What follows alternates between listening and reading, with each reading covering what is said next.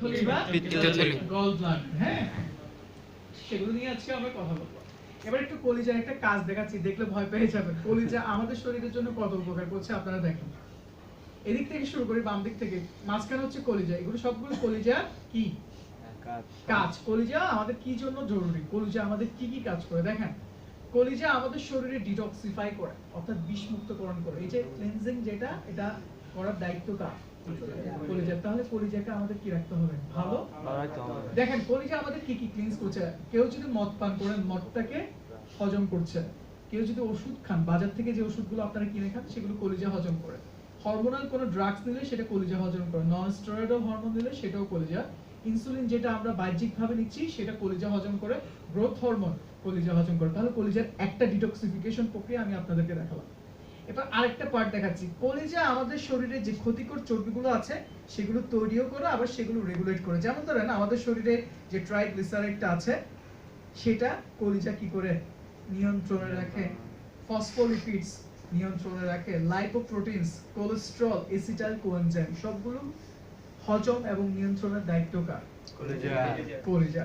Protein চিনেন তো? Protein বলেছিলাম না কিছুক্ষণ আগে। প্রোটিন মানে কি? আমিষ নাকি?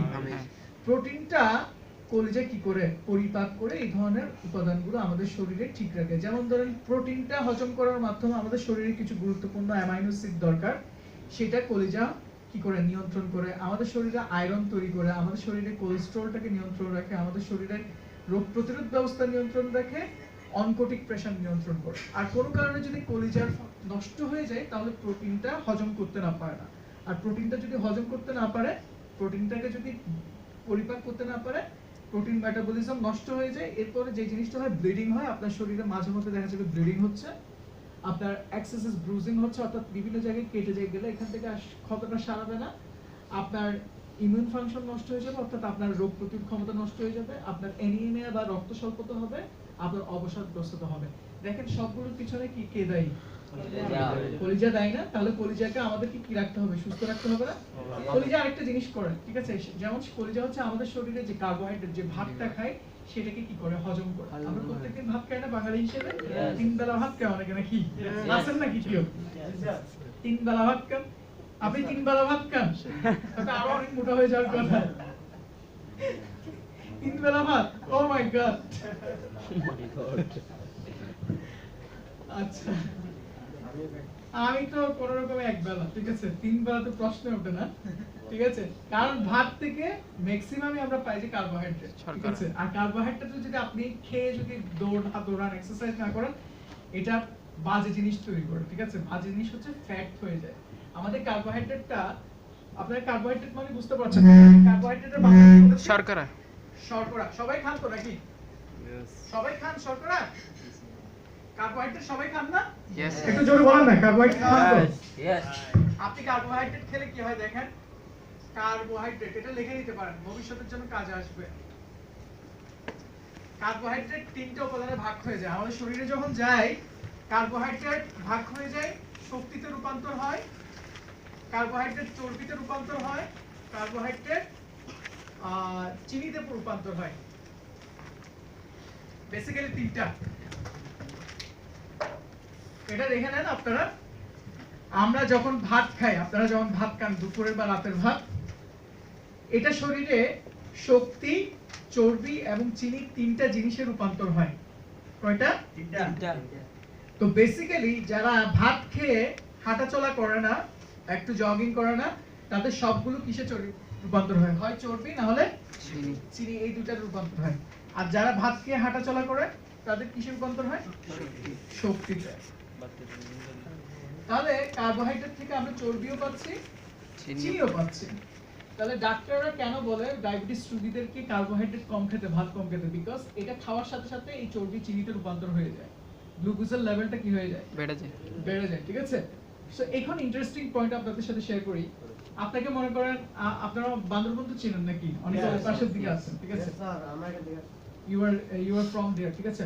হঠাৎ করে আপনাকে বান্দরবনে ট্রান্সফার করে দেওয়া হলো। সরি, আপনি বান্দরবনে গিয়েছেন একটা ট্যুর নিয়ে, আপনি হঠাৎ করে জঙ্গলের মধ্যে হারিয়ে গিয়েছেন। এখন ওই জঙ্গলে শুধুমাত্র লতা পাতা ঘাস ছাড়া আর কিছুই নেই। এখন আপনি ওখান থেকে বের হতে পারছেন না, একটা ট্র্যাপে আটকে গিয়েছেন। এখন ওখানে আপনাকে সার্ভাইভ করতে হবে, বেঁচে থাকতে হবে। আপনি কি খেয়ে বাঁচবেন? কলা। মনে করেন কলাও নেই, মাছ। লতা পাতা। লতা পাতা খেয়ে বলছেন লতা পাতা তো মানুষের শরীরে হজম হয় না, লতা পাতা হয় গরুর শরীরে হজম নাকি? সেলুলোজ টাইপের নাকি? ফলমূল। ফলমূল কিচ্ছু নাই, ঠিক আছে? আপনি অবরুদ্ধ। পোকামাকড়, অনেক কিছু পোকামাকড়, ঠিক আছে? পোকামাকড় তো আসলে খাওয়া যায় না, আর পোকামাকড় সাগর থাকলে মাছ খেতে পারবেন। পানি, ঠিক আছে? পানি খেয়ে আপনি কতদিন বাঁচবেন? একদিন 40। মাটি, ঠিক আছে? তো যে জিনিসটা আমি বলতে যাচ্ছি, অনেকেই বিভিন্ন ধরনের অপশন বলেছেন, বাট এগুলো কি আমাদেরকে বেঁচে থাকার জন্য কয়দিন বাঁচতে পারবো? ঠিক আছে? একটা জিনিস আপনাকে হেল্প করবে আপনার শরীরে বেঁচে থাকার জন্য, রসদ যোগাবে, সেটা হচ্ছে আপনি যখন ভাত খান, ভাতগুলো কিসে রূপান্তরিত হয় বলছি? চিনি, চর্বি, চিনি, শক্তি, ঠিক আছে? সো আপনি এই যে ভাত থেকে যে চিনিটা তৈরি হচ্ছে, সেটা কি করে লিভার আপনার এই যে গ্লুকোজ আকারে বা গ্লাইকোজেন আকারে লিভারের মধ্যে জমা করে রাখে। বুঝতে পেরেছেন আপনারা? আপনি যাই খাচ্ছেন ওখান থেকে একটা পোরশন গ্লাইকোজেন আকারে, গ্লাইকোজেন শব্দটা লিখে রাখতে পারেন, গ্লাইকোজেন আকারে লিভারে জমা হচ্ছে। এবং আপনি যখন দীর্ঘক্ষণ উপবাস থাকে, তখন লিভার কি করে জমে থাকা যে গ্লাইকোজেন গুলো আছে বা চিনি গুলো আছে, এগুলো কি করে ইউজ করতে থাকে। বুঝতে পেরেছেন আপনারা? সেই জন্য অনেক মানুষ দেখেছে না খেয়েও কি করে থাকতে পারে, বেঁচে থাকতে পারে। এর মেইন রহস্যটা কোথায়? লিভারে প্রচুর পরিমাণে কি জমা থাকে? গ্লাইকোজেন জমা থাকে। গ্লাইকোজেনটা ভেঙে গ্লুকোজে কনভার্ট হয়। সবাই ক্লিয়ার? Yes. বেজাল আছে কোনো? No. বেজাল আছে? No. কথা ক্লিয়ার তো নাকি? Yes. তাহলে এই জিনিসটাই সেটা বলছে। তাহলে লিভার আপনাকে সেই জায়গায় সাপোর্ট দিচ্ছে। তাহলে একটা পয়েন্ট আমি আপনাদেরকে এই যে সেই জন্য এতগুলো পয়েন্ট আপনাদের সাথে আলোচনা করেছি। লিভার আমাদের শরীরে vitamin A, D, E, K, vitamin 12, iron, copper, magnesium সবগুলো জমায় রাখতে সহযোগিতা করে। তাহলে লিভার আপনার বন্ধু নাকি শত্রু? বন্ধু নাকি শত্রু? তাহলে এই বন্ধুর জন্য আপনারা কি করেছেন? কি ফেভারটা করেছেন? What have you done? It's my question to you. What have you done over the last years, over the last 20 years about your age? যদি 20 বছর হয়ে থাকে, আর গত 20 বছর আপনি কি করেছেন? আপনার বয়স যদি 30 হয়ে থাকে, 30 বছর ধরে আপনি লিভারের পিছনে কি খরচ করেছেন? সবাই নির্বাক। কোন বেতন দিয়েছেন? কোন স্যালারি? নো। কোন স্যালারি? কিছুই করে নাই। কোন ভাতা? নো। কিন্তু একজন কাজের বুয়া যখন আপনার ঘরে যখন কাজ করে থাকে, তো মাসে স্যালারি কি করেন? বেতন দিয়ে দেন না? Because you have seen the activities of that কাজের বুয়া. Yes or no? Yes. কাজের বুয়ার অ্যাক্টিভিটিস দেখেছেন, সে কাজ করেছে, দৃশ্যমান সবগুলো নাকি? ঘর ঝাড়ু দিয়েছে, কাপড় পরিষ্কার করেছে, রান্না বান্না করেছে, যার কারণে তাকে আপনি একটা পারিশ্রমিক দিয়েছেন। কিন্তু লিভার যে আপনাকে এত বছর ধরে সাপোর্ট দিয়ে আসছে, আপনার শরীরকে সুস্থ রাখছে, আপনি যে স্মার্টলি নিজেকে ফেসবুকে প্রদর্শন করছেন, আপনি যে স্মার্টলি আপনি বিভিন্ন বিয়েতে নিজেকে প্রদর্শন করছেন, সোশ্যাল মিডিয়াতে দেখাচ্ছেন, I am the smartest one in the world, ঠিক আছে? But what have you done for your liver? Nothing. You have done nothing. Yes or no? Yes. বিনিময়ে আপনার লিভারটা কি হয়ে গেছে? এরকম হয়ে যাচ্ছে। Yes or no? Yes. কথাটা কি সত্য নাকি মিথ্যা? কেমন হচ্ছে দেখেন, এই যে এইভাবেই হচ্ছে। আপনি যখন পৃথিবীতে এসেছিলেন, আপনার লিভারটা ছিল এরকম। যখন বিভিন্ন ধরনের খারাপ অবসর গিয়েছেন, লিভারটা হয়ে গেছে এরকম, সিরোসিস, তারপর ক্যান্সার। এটা আরেকটা স্টেপ আমি আপনাদেরকে দেখাচ্ছি। ভালো liver, fatty liver with inflammation, fatty liver cirrhosis and carcinoma. এই স্টেপটা সবাই বুঝেছেন তো নাকি? Yes. প্রথমে ভালো লিভার, তারপর বিভিন্ন ধরনের রোগাক্রান্ত হয়ে আপনার লিভারটা হয়ে যায় ফ্যাটি লিভার, তারপর হয়ে যায় আস্তে আস্তে লিভার ফুলতে শুরু করে, তারপর লিভারটা সিরোসিস হয়ে যায়, পচন শুরু হয়, এবং এখান থেকে হয়ে যায় ক্যান্সার। এখানে অথবা এখানে একজন মানুষ মৃত্যুবরণ করে। এবং there are many examples in our society. আমাদের সমাজে এই ধরনের অনেক উদাহরণ আছে যারা লিভার সিরোসিস অথবা লিভার ক্যান্সারে আক্রান্ত হয়ে পৃথিবী থেকে বিদায় নিয়েছেন। Am I right or wrong? Yes. সেই ধরনের একটা ব্যক্তির কথা কিছুক্ষণ পরে বলবো, তার আগে একটা শেয়ার করছি। সেটা হচ্ছে, তাহলে আপনি লিভার ফাংশনটা ঠিক আছে কিনা সেটা জানার জন্য একটা পরীক্ষা করে দিতে পারেন। সেই পরীক্ষাটার নাম হচ্ছে SGPT। কথাটা লিখে নিতে পারেন SGPT সংক্ষেপে বলা হচ্ছে SGPT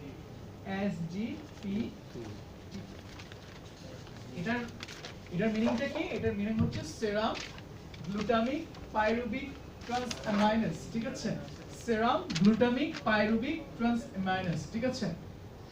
তাহলে আপনি মনে করেন টিএনসি-তে কাজ করছেন, so you have some products regarding liver, ঠিক আছে? রিগার্ডিং লিভার সম্পর্কিত অনেকগুলো প্রোডাক্ট আছে।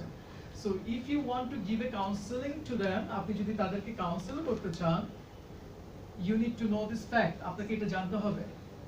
সে যদি লিভারের সমস্যা আক্রান্ত থাকে তাহলে তার লিভারের কিছু প্যারামিটারস আপনি জেনে নেবেন। তার মধ্যে অন্যতম প্যারামিটার সেটা যে আপনার যখন আপনি তাকে বলবেন যে আপনার HGP-টা কেমন, তাহলে সে আপনার প্রতি একটা কি হলো বিলিফ লেভেলটা তৈরি হলো যে এটা তো ভুয়া টাইপের কোনো লোক না যে আমাকে মানে হুট করে এই ধরনের একটা ইয়ে দিচ্ছে। আপনি যখন HGPT-টা বলবেন তো HGPT শুনলে সে ভয় পেয়ে যাবে, আরে লোকটা তো ভালোই জানে। HGP-টা হচ্ছে সেরাম গ্লুটামিক পাইরুবিক ট্রান্সঅ্যামাইনাস, ঠিক আছে? এটা ছেলেদের ক্ষেত্রে 37 এর নিচের মধ্যে 37 এর নিচে থাকতে হবে এবং মেয়েদের ক্ষেত্রে 31 এর নিচে থাকতে হবে। বুঝতে পারছেন আপনারা? Yes, sir. ছেলেদের পয়েন্ট থাকতে হবে কত নিচে? 37 এর নিচে এবং মেয়েদের ক্ষেত্রে 31 এর নিচে। এটা পরীক্ষা করার জন্য 2 ml সেরাম দরকার হয়। সেরামটা কি? সেরামটা হচ্ছে ব্লাডের একটা পার্ট, রক্ত রস যেটাকে বলা হয়, ঠিক আছে? এই সেরামটা দরকার হয়। এটা যখন পরীক্ষা করে যদি আপনার রেটটা যদি 37 এর নিচে পাওয়া যায়, এখানে যেহেতু আমরা ছেলে আছি 37 এর কমে যদি আমরা পাই তাহলে আমরা সবাই কি লিভারটা সুস্থ। বুঝতে পেরেছেন আপনারা? Yes, sir. Clear? Yes, sir. তাহলে লিভার ভালো আছে কিনা সেটা জানার জন্য কোন টেস্টটা খুবই জরুরি একটু জোরে বলেন? SGPT, ঠিক আছে? তো এই ধরনের রোগে আক্রান্ত হয়ে একজন ব্যক্তির ছবি আমরা দেখাচ্ছি যিনি চায়নার একজন বিখ্যাত অভিনেতা, যিনি 42 বছর বয়সে লিভার ক্যান্সারে আক্রান্ত হয়ে মৃত্যুবরণ করেছেন। এবং তিনি যখন মৃত্যুবরণ করেছেন তার আগে যখন তিনি ডাক্তারের কাছে গিয়েছেন এবং জানতে পেরেছেন যে তার লিভারের অবস্থা খুবই সংকটাপন্ন, তিনি লিভারটাকে ভালো করার জন্য 1,30,00,000 টাকা খরচ করে ফেলেছেন। 30। So now it's my question to you, আপনার আমার কাদের ক্ষমতা আছে একটা অর্গানের পিছনে খালি আমি 1,30,00,000 টাকা খরচ করে ফেলবো? উনি কি আসলে ইনভেস্ট করেছেন নাকি কম্পেনসেট করেছেন, ক্ষতিপূরণ দিয়েছেন? যখন উনি লাস্ট স্টেজে টার্মিনাল স্টেজে চলে এসেছেন তখন কিন্তু উনি এই কাজটা করেছেন। তাহলে আমরা কি কখন ওনার মধ্যে যাব? যাওয়ার জন্য অপেক্ষা করব? কেন লিভার ক্যান্সারে আক্রান্ত হয় মানুষ? যদি আপনি দীর্ঘদিন ধরে ক্রনিক হেপাটাইটিসের রোগী থাকেন, আপনি যদি তৈলাক্ত খাবার খান, আপনি যদি মদ পান করেন এবং আপনার লিভারটা যদি ফ্যাটি লিভার হয়, অর্থাৎ কোলেস্টেরল যদি বেশি বেশি আপনার খাওয়া হয় খাদ্যের মাধ্যমে, তাহলে আপনি লিভার ক্যান্সারে আক্রান্ত হয়ে মারা যেতে পারেন, ঠিক আছে? এবার আপনাদেরকে শেয়ার করব, গতবার মধ্যে শেয়ার করেছিলাম নখ দিয়ে, খেয়াল আছে কিনা জানি না, অনেকে হয়তো খেয়াল আছে। নখ যদি আপনার, ঠিক আছে, এটা পরে স্লাইড, এটা আমি আবারও দেখাবো, আবারও ক্লিয়ার করে দিব।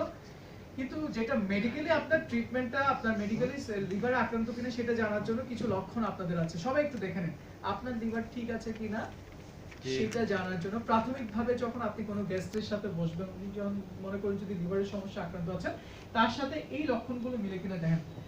লিভারে যারা আক্রান্ত হয় তাদের সবসময় বমি বমি ভাব হবে, অনেক সময় ভমিটিং দেখা যাবে, জন্ডিস হবে, ঠিক আছে, প্রস্রাবের কালার এই ধরনের হলদে হয়ে যাবে, সবসময় টায়ার্ড থাকবে, পায়খানা, স্পেশালি পায়খানাটা কাদার মতো হবে। কাদা তো দেখেছেন, গ্রামে কাদা দেখেছেন আপনারা?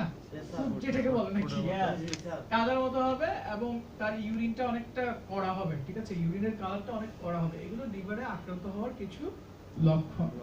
এটা হচ্ছে মেডিকেল সায়েন্সের মধ্যে। আর ট্রেডিশনাল চাইনিজ মেডিসিনে মেইনলি নখ দিয়ে এটা পরীক্ষা করে থাকে। আপনার নখ যদি ভাঁজ ভাঁজ থাকে তাহলে লিভারে প্রবলেম আছে, আর আপনার নখের উপরের অংশটা যদি আপনার মসৃণ থাকে তাহলে লিভারে প্রবলেম নেই, টক্সিন জমা। শারীরিকভাবে নাকি জন্মগতভাবে তো থাকতে পারে?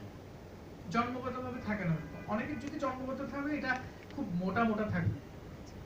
সিম্পলি যেটা আপনি ধারণা পাবেন সেটা হচ্ছে জাস্ট আপনার নখটা প্লেন থাকবে স্বাভাবিকভাবে, একটু যদি ভাঁজ ভাঁজও থাকে বুঝতে হবে যে আপনার লিভারে প্রবলেম আছে, ঠিক আছে?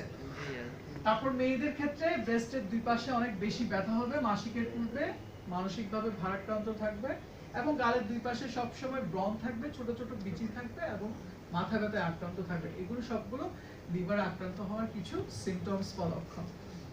অনেক কথা বলে ফেলাম না? Yes or no? অনেক সমস্যা, শুধু আপনাদেরকে কি বলছি, সমস্যার কথাই বলছি না? অনেকেই চিন্তা করছেন সিক থেকে এখন সমাধান দেন এরকম মনে হয় না? Yes. Yes or no? Yes. সমাধান কি চান আপনারা? Yes. সমাধান চান? Yes. আমরা সমস্যার মধ্যে থাকতে চাই? No. কে কে থাকতে চায় না? কে কে সমাধান চান?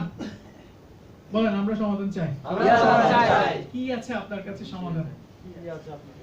Yes. আপনি বলেন। We have some solutions for you. সমাধান আছে। TNS Chitosan capsule সমাধান। TNS Cordyceps capsule সমাধান। TNS calcium series product সমাধান। TNS zinc plus powder সমাধান আপনার জন্য। Yes. সমাধানে ভরপুর। তার সবচেয়ে তারপর TNS slimming tea। আমরা এখন চিটোসান নিয়ে একটু কথা বলবো, যেটা এখন আমাদের অ্যাভেলেবল নাই, কিছুদিন পরে অ্যাভেলেবল হয়ে যাবে, যেটা সামুদ্রিক খোলস সমৃদ্ধ প্রাণী থেকে তৈরি করা হয়েছে। লিভারের জন্য অত্যন্ত হট একটা প্রোডাক্ট, যেটা খেলে প্রথমেই বলা হচ্ছে এটা আপনার শরীর থেকে টক্সিন বের করে ফেলবে। Toxin. আমাদের আজকে শত্রু কে ছিল? Toxin. Toxin. Yes or no? Yes. প্রত্যেকে এক একটা টক্সিন বিষাক্ত বলেছিলাম না? সেই টক্সিনটা দূর করে ফেলবে, শরীর থেকে ভারী ধাতব উপাদান দূর করে ফেলবে, চর্বি দূর করবে, যেটা আমাদের জন্য লিভারের জন্য কি ছিল? শত্রু ছিল নাকি? তারপর যে কোনো ধরনের জায়গায় কেটে গেলে সেটা সারিয়ে তুলবে। দৈনিক আপনি 2টা থেকে 3টা ক্যাপসুল 2বার করে খেতে পারেন। আরেকটা হচ্ছে টি, ঠিক আছে? যে কোনো ধরনের টি আপনি সিলেক্ট করতে পারেন, সেটা অ্যান্টিলিপ টি হোক, সেটা স্লিমিং টি হোক। প্রায় 5 ধরনের চা পাতা এখানে রয়েছে। বিশেষ করে এখানে রয়েছে লোটাস লিফ, সিমেন্ট কেসিয়া, ওলং টি এবং রেডিক্স রাইজম। এই 4 ধরনের চা পাতা দিয়ে আমাদের টিটা তৈরি করা হয়েছে, যেটা ডেমো এখন আমরা করে দেখাবো। সবাই রাজি আছেন? Yes. এটা লিভারের জন্য একটা হট প্রোডাক্ট, যেটা লিভারের জন্য একটা হট প্রোডাক্ট। Hot. হট মানে তো বুঝতে পারছেন, গরম। গরম, ঠিক আছে? মানে যেটা এখনই কি হয়ে যাবে, নিমিষে অনেক উপযোগী। ফুরিয়ে যাবে। মানে বলে না হট কেকের মতো, সে বাজারের জন্য এটা একটা হট কেক, ঠিক আছে? মানে এখনই বিক্রি হয়ে যাবে এই ধরনের একটা অবস্থা, ঠিক আছে? এখানে পদ্ম ফুলের পাতার মতো যেটা আপনারা দেখতে পাচ্ছেন, এটা লোটাস লিফ, এটা হার্ট, লিভার সবগুলোর জন্য ভালো। এটা এখান থেকে মূল একটা উপাদান বের হয়, সেটার নাম হচ্ছে নুসিফেরিন, যেটা খেলে আলটিমেটলি বিষমুক্তকরণ প্রক্রিয়াটা দ্রুত হবে, আপনার রক্ত শীতল থাকবে, আপনার শরীর থেকে হিটগুলো বের করে দিবে। সিমেন্ট ক্যাসিয়া, এটাও লিভারের জন্য ভালো। পাশাপাশি লিভারের পাশে একটা গুরুত্বপূর্ণ বন্ধু আছে, গল ব্লাডার, নাকি? Yes. এই গল ব্লাডারের জন্য খুবই ভালো এবং কিডনির জন্য খুবই ভালো। এই যে উপাদানটা আমরা দেখতে পাচ্ছি, এটা খাবার হিসেবেও ব্যবহার হয়, আবার মেডিসিন হিসেবেও কোথায় ব্যবহার হয়? চায়নাতে ব্যবহার হয়। অনেকে খাবার হিসেবে খায়, ঠিক আছে? আমাদের কি বাংলাদেশে এই ধরনের কোনো খাবার আছে যেগুলো আপনার লিভার বা গল ব্লাডার ভালো রাখার জন্য, সুস্থ রাখার জন্য সহযোগিতা করবে? তারপর আরেকটা আধা পচা চা, এই যে আমি যে চাটা এখন ঢেলেছি এখানে আছে, এটার নাম হচ্ছে সেমি ফার্মেন্টেড টি। এটা আপনার লিভার স্পিনের জন্য খুবই ভালো। এটাতে রয়েছে অ্যালকালয়েডস, ট্যানিন, স্পিনারস। এটা খেলে আপনার শরীর থেকে চর্বি দূর করবে, হজমে উন্নত করবে, ডিটক্সিফাই করবে। আরেকটা উপাদান আছে, গাছের বাকলের মতো দেখতে অনেকটা, এটাকে বলা হয় বিউটি টি। জাপানে এটাকে বিউটি টি বলা হয়। আর যারা অ্যাথলেট আছেন, আমাদের একজন ক্রিকেটার ভাই আছেন, আপনার জন্য খুবই উপকারী এই উপাদানটা, বডি বিল্ডিং টি। যারা বডি বিল্ড করতে চান, কারা কারা বডি বিল্ড করতে চান? আমাদের একজন সুদর্শন ভাই আছেন, বডি বিল্ডিং করতে চান, তা আপনার জন্য এটা খুবই ইম্পর্টেন্ট। তো এটা এখন আপনারা বলবেন যে এটা কোথায় পাওয়া যায়? এটা কোথায় পাওয়া যায়? এই যে এখানেই পাওয়া যায়, যেটা আমরা অলরেডি তৈরি করেছি, সবগুলো এখানে আছে, নাকি? সো এইটা উপাদানটা থাকার কারণে, এই চাতে এই উপাদান থাকার কারণে, এটা আপনার পায়খানার সমস্যা হলে সেটা সারিয়ে তুলবে, আপনাকে ডিটক্সিফাই করবে, আপনার রক্তে কোনো জমাটবদ্ধতা থাকলে সেটা দূর করবে, এবং আপনার স্পেশালি হার্টের জন্য খুবই ভালো। সো এই টিটা কারা কারা খাবেন বেশি বেশি? বুঝতেই পারছেন, যারা যারা খাবেন এই সমস্যাগুলো যাদের আছে, অতিরিক্ত ওজন, অতিরিক্ত চর্বি, যারা ডায়েট কন্ট্রোল করছেন, যাদের পায়খানার সমস্যা, যাদের পেটে বুদবাট হয়, যারা অতিরিক্ত চর্বি খায়, ঠিক আছে, যাদের রক্তে চর্বির পরিমাণ বেশি, যাদের লিভারের সমস্যা রয়েছে, তারা বেশি বেশি খাবেন এবং দিনে 2-4টা খেতে পারবেন। 2টা থেকে খালি পেটে খাবেন, 10 মিনিট এভাবে চুবিয়ে রাখবেন, কুসুম কুসুম গরম অবস্থায় এটা কি করে ফেলবেন? খেয়ে ফেলবেন। একটু গরম অবস্থায় খেলে ক্লিনজিং প্রক্রিয়াটা কি হয়? ভালো। দ্রুত হয়। বুঝতে পেরেছেন আপনারা? So now time for demo. অনেকক্ষণ ধরে আমরা ওয়েট করছি একটা ডেমো দেখার জন্য, নাকি? সো ডেমোর জন্য কে করতে পারবেন? ইয়েস, প্লিজ আসুন, আমার সাথে সহযোগিতা করুন।